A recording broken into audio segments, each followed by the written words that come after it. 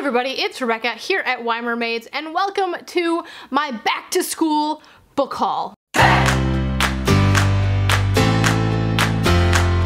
haven't done a book haul in a while. I haven't really bought a lot of books in a while, really, but it is back to school time, and so I like to restock my classroom library.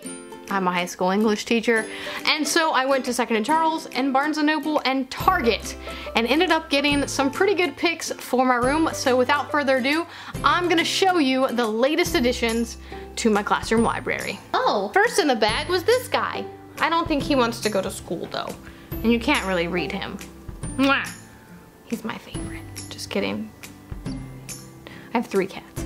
Anyway, let's get into the books. So first up are the books that I bought at Barnes & Noble, and if you watched my weekly vlog number 4, I think it was, or 5, I think it was 5, then you will actually, I've already done this book haul there, so you can just skip this little part, just fast forward it, but if you want to watch it, you can watch it there too. So anyway, I'll go ahead and show you what I got. The first thing I got was Akata Witch by Nnedi Okorafor, which I saw her at YALLFest 2 years ago.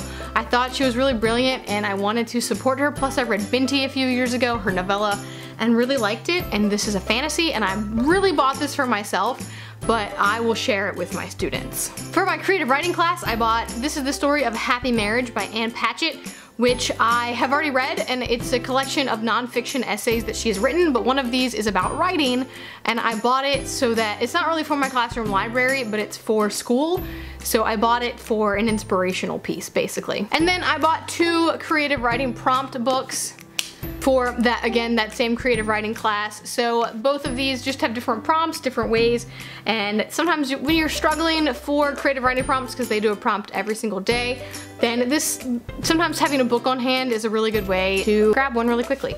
Plus some of these are really fun, and these are both bargain bin for 10 bucks. Now it's the 2nd & Charles portion, and I'm not gonna lie, there are like 14 books that I bought at 2nd & Charles. Most of them are pretty popular standard YA books that I just wanted on my shelf for whatever reason, so I'm not really gonna go into what they're about or anything like that because I feel like you already know this, but I just wanted to share that I bought them for my students, and if you're one of my students, then you'll know that these are here for you. First up is Crank by Ellen Hopkins. I actually already had this book on my shelf, but it was stolen last year, so I had to replace it, and for $3.95, like, it's not terrible, but I hate having to replace stolen books, but I lost so many books last year that people stole, and I'm gonna hunt them down this year and tell them to bring them back, but this one no one ever checked it out, and it was just missing. So anyway, so I am replacing the stolen copy. I got Everybody Sees the Ants by A.S. King, another one that I really wanted to read and therefore bought for my library.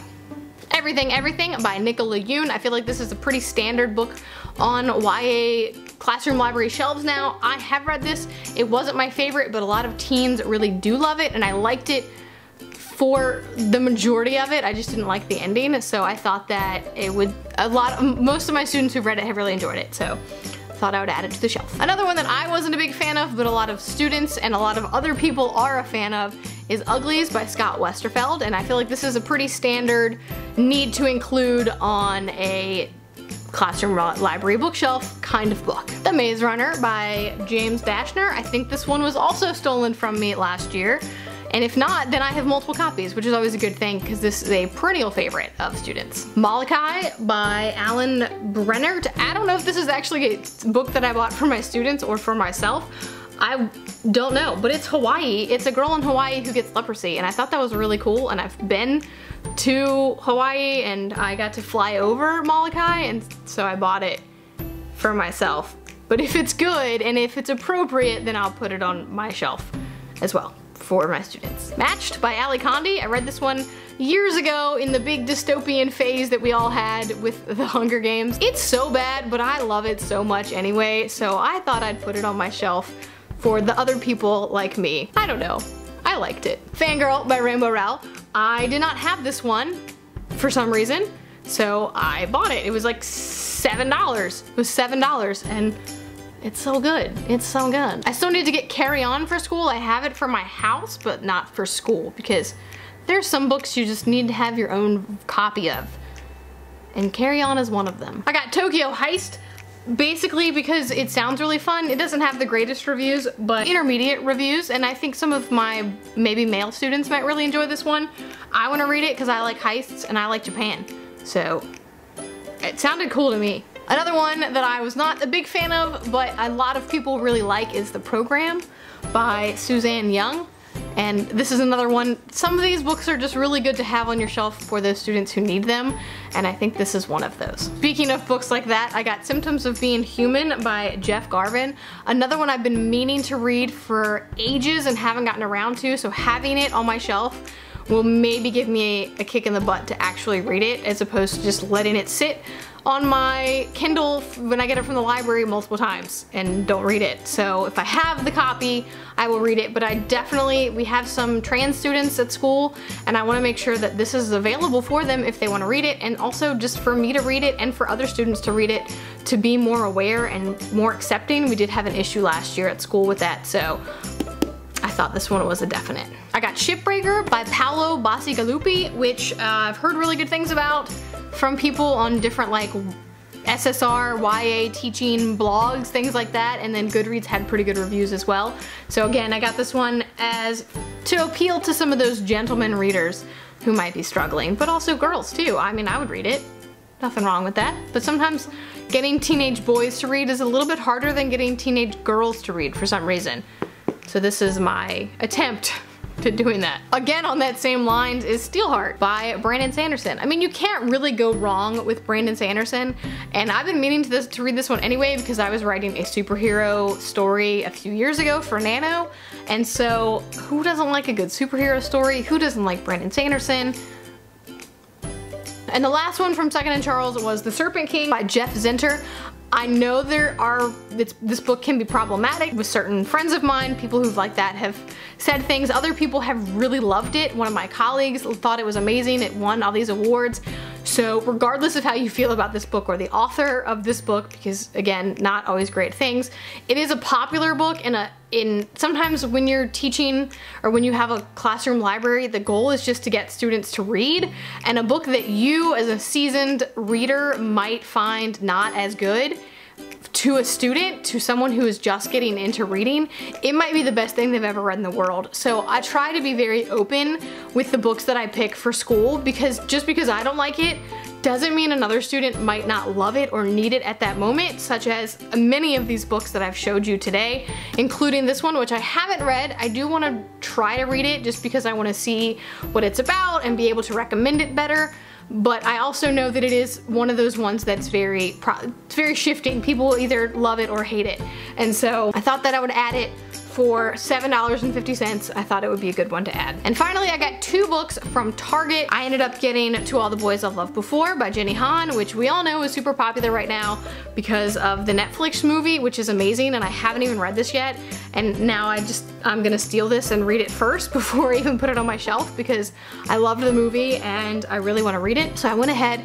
I know that because it's a popular one right now on Netflix, I might get more students who would want to read it, so I thought I'd go ahead and add it to my shelf. The same thing with It last year from Stephen King, which I still haven't added to my shelf, so if you have a copy of It that you don't want, send it my way. Or any other books that you don't want that you think my students might like, but that one was the popular one last year. I thought Death Note would be last year because of the Netflix show, and then it wasn't, but that's okay.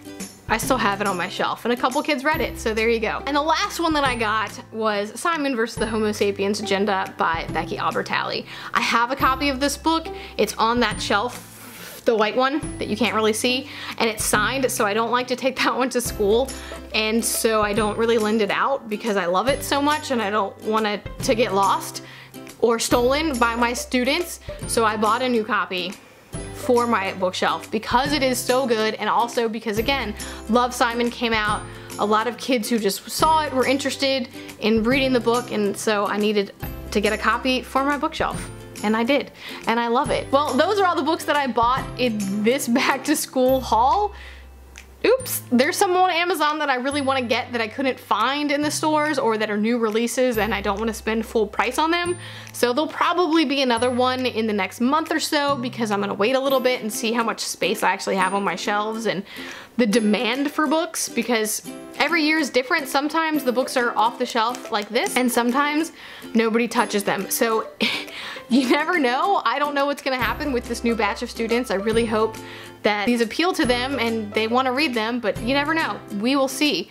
But again, if you have any books that you would like to donate to my classroom library, please message me. I will send you the information about how to do that. And not just me, any teacher friend of yours, especially English teachers. We are always trying to build and curate classroom libraries for our students because the library at school and the public library, you know, they have fees and things like that. And students can't always afford the fees, even though they're fairly cheap. You don't know what's going on in their life, and sometimes just getting them on that trip to the library can be really difficult, and will also take, if you send them to the library, sometimes they don't come back for 30 minutes and they get in trouble. And so having a well-stocked classroom library where you've curated books that you feel really diverse and really speak to a variety of your students, and you know your students and you can personally recommend them to your students, is really important. And having that love of reading and showcasing that love of reading, and when a student says, I don't know what to read, and you can walk over there and you know what you have, that's really important. So again, if you'd like to donate books, please do so. Just let me know. Let me know also if there are any books that you think I should definitely have in my classroom library. I have a bunch, but let me know if there's any, especially newer releases, because I have a lot of the popular older books, but not a lot of the newer ones. So let me know some of those newer ones, like The Hate You Give, which I do have, but it got stolen, so I'm hoping to track her down this year and get my copy back. But books like that, what books do I have to have on my shelf? What do you think? Anyway, I guess that is it for me today, and I will see you next time.